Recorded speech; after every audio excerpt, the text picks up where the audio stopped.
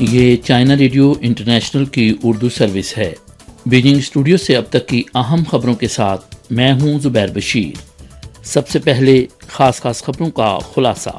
Ukraine کے معاملے پر چین ہمیشہ انصاف کے ساتھ کھڑا رہا ہے۔ چینی وزارت خارجہ۔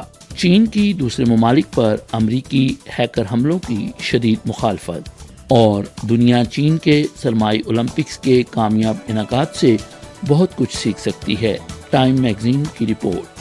آئیے اب خبریں سنتے ہیں تفصیل کے ساتھ۔ امریکی وائٹ ہاؤس کی ترجمان جین ساکی نے 24 تاریخ کو کہا کہ اب وقت آ گیا ہے کہ چین سمیت تمام ممالک یہ انتخاب کریں کہ وہ تاریخ کے کس رخ پر کھڑے ہیں۔ 25 تاریخ کو چینی وزارت خارجہ کے ترجمان وانگ وینبین نے کہا کہ چین نے ہمیشہ اپنے مواقف اور پالیسی کا فیصلہ خود معاملات کی حقیقت اور غلط درست کے مطابق کیا ہے اور ہمیشہ امن اور انصاف کے ساتھ کھڑا رہا ہے۔ وانگ وینبین نے کہا کہ چین کا نقطہ نظر بحران پیدا کرنے، بحرانوں کی منتقلی اور بحرانوں سے منافع کمانے کے لیے انفرادی ممالک کے طرز عمل کے بالکل برعکس ہے۔ مجھے یقین ہے کہ ہر کوئی اس نتیجے پر پہنچے گا کہ کون سا نقطہ نظر سلامتی کے لیے زیادہ سازگار ہے۔ یوکرین کے مسئلے کو حل کرنے کا دروازہ مکمل طور پر بند نہیں ہوا۔ ہم امید کرتے ہیں کہ متعلقہ فریق پرسکون اور عقل مند رہیں گے اور اقوام متحدہ کے چارٹر کے اصولوں کے مطابق مذاکرات کے ذریعے متعلقہ مسائل کو پرامن طریقے سے حل کریں گے۔ چین اپنے طریقے سے امن اور مذاکرات کو فروغ دیتا رہے گا، سفارتی حل کو آگے بڑھانے کی تمام کوششوں کا خیر مقدم اور حوصلہ افزائی کرے گا۔ چائنا سائبر سیکیورٹی لیب نے حال ہی میں پہلی مرتبہ امریکی نیشنل سیکیورٹی ایجنسی کے ہیکر حملے کو تفصیلی تکنیکی شواہد کے ساتھ بے نقاب کیا۔ اس حوالے سے چینی وزارت خارجہ کی ترجمان ہوا چون اینگ نے 24 تاریخ کو یومیہ نیوز بریفنگ کے دوران کہا کہ رپورٹ میں سامنے آنے والی غیر ذمہ دارانہ اور بدنیتی پر مبنی سائبر سرگرمیوں پر شدید تشویش کا اظہار کیا جاتا ہے۔ چین نے امریکہ پر زور دیا کہ وہ ایسی سرگرمیوں کی وضاحت کرے اور فوری طور پر ایسے اقدامات بند کرے۔ چین اپنے سائبر سیکیورٹی اور مفادات کے تحفظ کے لیے ضروری اقدامات کرے گا۔ ہوا چون اینگ نے نشاندہی کی کہ اس رپورٹ سے ظاہر ہوتا ہے کہ چین ایشیا، افریقہ اور لاطینی امریکہ کے بڑے ترقی پذیر ممالک کے علاوہ امریکہ اپنے اتحادیوں کے خلاف بھی وسیع پیمانے پر معلومات اور ڈیٹا چوری میں ملوث ہے۔ انہوں نے مزید کہا کہ سائبر سپیس بنی نوع انسان کا مشترکہ گھر ہے اور سائبر سیکیورٹی بھی تمام ممالک کو درپیش ایک مشترکہ چیلنج ہے۔ امید ہے کہ امریکہ سائبر سپیس میں ذمہ دارانہ رویہ اپناتے ہوئے عالمی برادری کے تمام فریقوں کے ساتھ مل کر بات چیت اور تعاون کے ذریعے سائبر سپیس کی امن و سلامتی کو برقرار رکھنے کے لیے کام کرے گا۔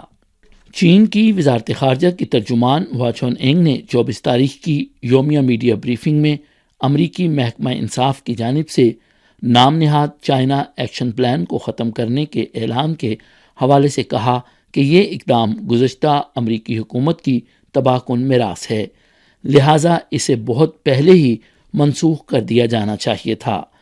ترجمان نے اس بات پر زور دیا کہ حقائق کے تناظر میں یہ منصوبہ بنیادی طور پر امریکہ میں چین مخالف قوتوں کے لیے قومی سلامتی کے تصور کے بے جا استعمال اور چین پر قابو پانے اور چین کو دبانے کا ایک اعلی کار ہے۔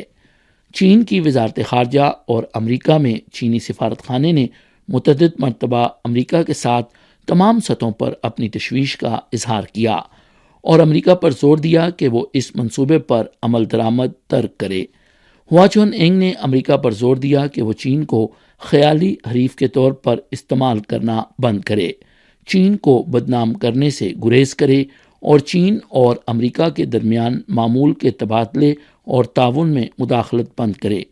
ترجمان نے مزید کہا کہ موجودہ امریکی حکومت مختلف شعبہ جات میں گزشتہ انتظامیہ کی میراث کو مکمل طور پر ختم کرے۔ یہ چین امریکہ تعلقات کی مستحکم ترقی اور دونوں ممالک کے درمیان باہمی اعتماد اور تعاون کے لیے سازگار ہے۔ حالیہ دنوں ہانگ کانگ میں چین کی وزارت خارجہ کے کمشنر دفتر کے ترجمان نے سوشل میڈیا پر جاری ایک بیان میں کہا کہ برطانوی حکومت نے 24 فروری کو چین کے اندرونی معاملات اور ہانگ کانگ کے معاملات میں زبردست مداخلت کرتے ہوئے BNO یعنی برٹش نیشنل اوورسیز پاسپورٹ کی ویزا کی درخواست کے دائرہ کار کو بڑھانے کا اعلان کیا ہے۔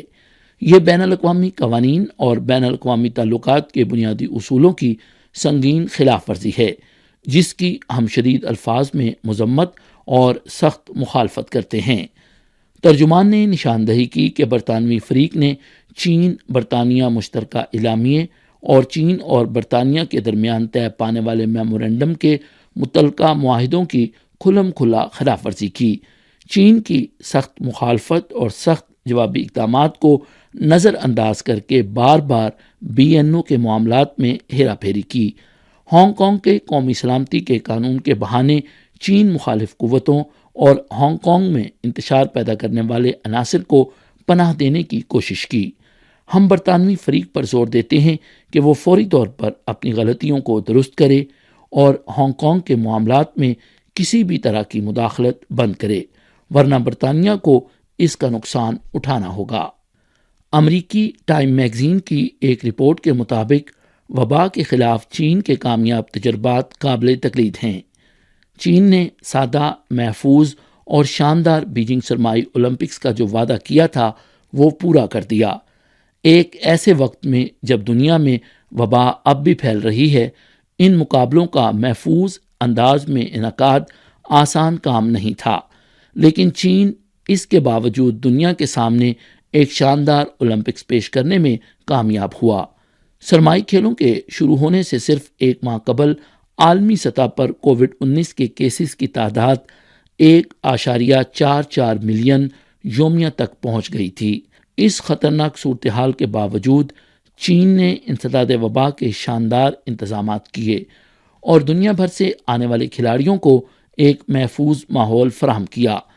چین کی وبا کے خلاف زیرو ٹالرنس پالیسی، وسیع پیمانے پر ٹریس اینڈ ٹریک کی پالیسی اور چینی قوم کے بے مثال نظم و ضبط نے انہیں وبا سے بچاؤ میں کامیاب کیا۔ ٹائم میگزین کے مطابق وبا کے خلاف کامیابی کے لیے دنیا کو چین کے تجربات سے سیکھنا چاہیے۔ ایشیائی ترقیاتی بینک کی ایک حالیہ رپورٹ سے پتہ چلتا ہے کہ وبائی صورتحال کے باوجود ایشیا پیسیفک کی معیشتوں کے درمیان تجارت 30 سال کی بلند ترین سطح پر پہنچ چکی ہے۔ اس کی وجہ یہی ہے کہ ایشیا پیسیفک خطہ وسائل سے مالا مال ہے اور اس کی مارکیٹ کا حجم بہت بڑا ہے۔ رپورٹ یہ بھی ظاہر کرتی ہے کہ وبا کے بعد چین کی برآمدات کی لچک نے ایشیا پیسیفک خطے میں بین العلاقائی تجارت، روابط اور علاقائی ویلیو چینز کو مضبوط قوت فراہم کی۔ چینی وزارت تجارت کے ترجمان گاؤ فینگ نے کہا کہ ایشیا پیسیفک خطے میں علاقائی تجارت تعاون کو مضبوط بنانے کے منفرد فوائد اور فطری محرکات ہیں۔ چین انسداد وبا تعاون کو مضبوط بنانے، تجارت اور سرمایہ کاری تعاون کے امکانات کو مکمل طور پر استعمال میں لانے، مشترکہ طور پر صنعتی اور سپلائی چین کے استحکام کو برقرار رکھنے اور ایشیا پیسیفک خطے میں مشترکہ ترقی کو فروغ دینے کے لیے ایشیا پیسیفک ممالک کے ساتھ مل کر کام کرنے کا خواہاں ہے۔ یوکرینی صدر ولادیمیر زیلنسکی نے 25 تاریخ کو کہا کہ مغرب نے یوکرین کو مکمل طور پر تنہا چھوڑ دیا ہے۔ زیلنسکی نے مزید کہا کہ انہوں نے 27 یورپی ممالک کے رہنماؤں سے پوچھا کہ کیا یوکرین نیٹو میں شامل ہو سکتا ہے، لیکن انہیں کوئی جواب موصول نہیں ہوا۔